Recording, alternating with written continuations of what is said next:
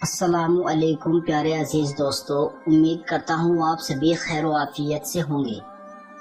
ایسے لوگ جن کا نکاح عالم ارواح میں ہو چکا ہے، یہ ایک روحانی اور صوفیانی تصور ہے جو بعد اسلامک روایت اور تصوف میں ایک پرسکون اور دل کو چھو جانے والا یقین مانا جاتا ہے۔ یہ سمجھا جاتا ہے کہ کچھ روحیں اس دنیا میں آنے سے پہلے ہی عالم ارواح میں آپس میں جڑ چکی ہوتی ہے۔ اس تصور پر مومنوں کے لیے 10 اہم نشانیاں درج ہے۔ تعارف: عالم ارواح کیا ہے؟ عالم ارواح وہ جہان ہے جہاں تمام روحیں اپنے جسموں میں آنے سے پہلے موجود ہوتی ہے۔ قرآن پاک میں اس کا ذکر ہے۔ سورہ الاعراف آیت نمبر 172 میں اللہ تبارک و تعالیٰ نے تخلیق سے پہلے ہی تمام روحوں سے وعدہ لیا تھا، جو اس بات کی علامت ہے کہ عالم ارواح میں پہچان، وعدہ، تعلق پہلے ہی قائم تھا۔ نمبر 2، ارواح کا آپسی تعارف۔ عالم ارواح میں روحیں ایک دوسرے کو جانتی ہے۔ بعض روایت کے مطابق وہ روحیں جو آپس میں قربت محسوس کرتی ہے وہ اس دنیا میں بھی قریب آتی ہے۔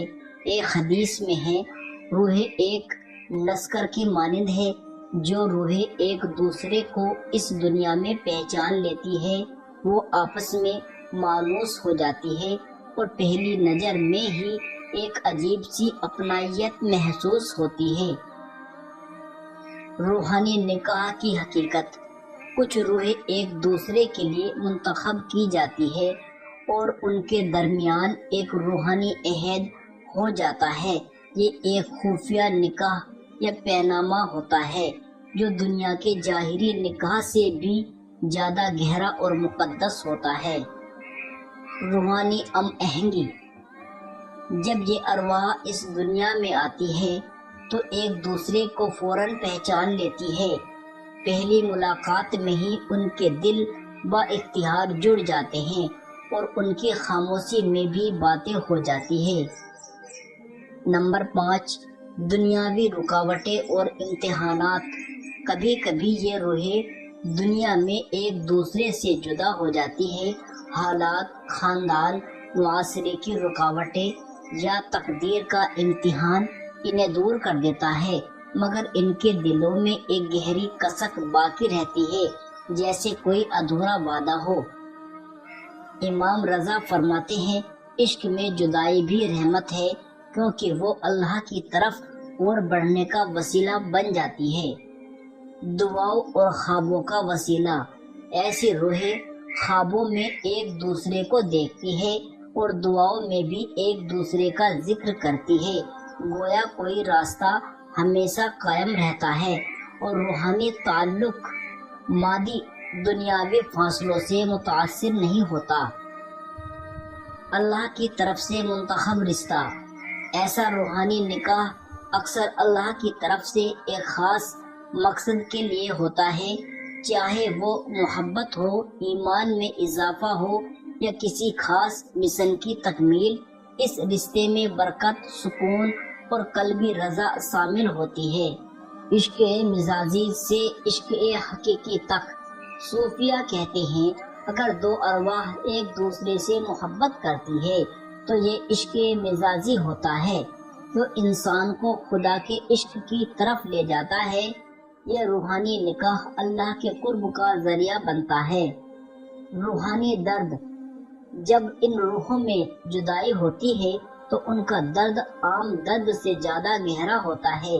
یہ جدائی روح کی گہرائی سے محسوس ہوتی ہے اور انسان خود کو اندر سے ٹوٹا ہوا محسوس کرتا ہے، جیسے کچھ اندر سے چھن گیا ہو۔ زندگی میں تکرار اور روحانی وصال: ایسی روحیں اگر اس زندگی میں نہ مل سکے تو اگلی زندگی یا کسی اور جہان میں دوبارہ ملتی ہے۔ بعض صوفیانہ اقوال کے مطابق جو رشتہ آپ کے نصیب میں لکھا ہوتا ہے وہ کسی نہ کسی جہان میں ضرور مکمل ہوتا ہے۔ اگر دنیا میں نہ مل سکے تو موت کے بعد یا قیامت کے دن وصال پا جاتا ہے۔ ان کے دل ایک دوسرے کے لیے دھڑکتے ہیں اور اللہ ان کی سچائی کو قربت کے صدقے جوڑ دیتا ہے۔ اس لیے بس آپ اپنے اللہ پر مکمل یقین رکھیں اور اپنے تمام معاملات اللہ کے حوالے کر دیں۔ جب آپ اپنی نیت صاف رکھتے ہیں اور اپنی کوششوں میں کوئی کمی نہیں چھوڑتے تو اللہ تبارک و تعالیٰ تمہیں وہ روحیں بھی ملوا دیتا ہے جو عالم ارواح میں تم سے ملی تھی۔ یاد رکھو وہ شخص اس دنیا میں بننے سے پہلے ہی تمہارے نصیب میں لکھا جا چکا ہوتا ہے، پھر وہ آپ کی دعاؤں سے مل جایا کرتا ہے، دنیا کی تمام مشکلات کو توڑ کر تمہارے پاس آتا ہے۔ اس لیے یقین رکھے جس کے ساتھ آپ کا تعلق روحانی ہے وہ کبھی نہیں ٹوٹے گا، وہ آپ کو ہر حال میں مل کر ہی رہے گا انشاءاللہ۔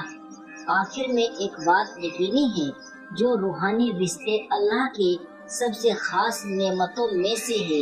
اگر آپ کو کبھی ایسا محسوس ہو تو سمجھ لیجئے کہ آپ ایک نازک مگر مقدس امانت کے حصے دار ہیں۔ تو کیا آپ نے بھی کبھی کسی سے ملنے کے بعد ایک روحانی احساس محسوس کیا ہے؟ کمنٹ میں ضرور بتائیے گا۔ اللہ سے اپنے لیے اور دوسرے کے لیے بھی دعا کرتے رہے، پتہ نہیں اللہ کب اس کی دعا پر قربان ہو جائے۔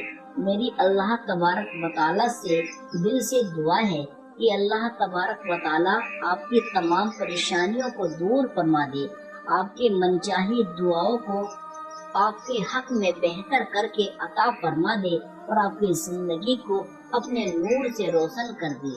آمین ثم آمین۔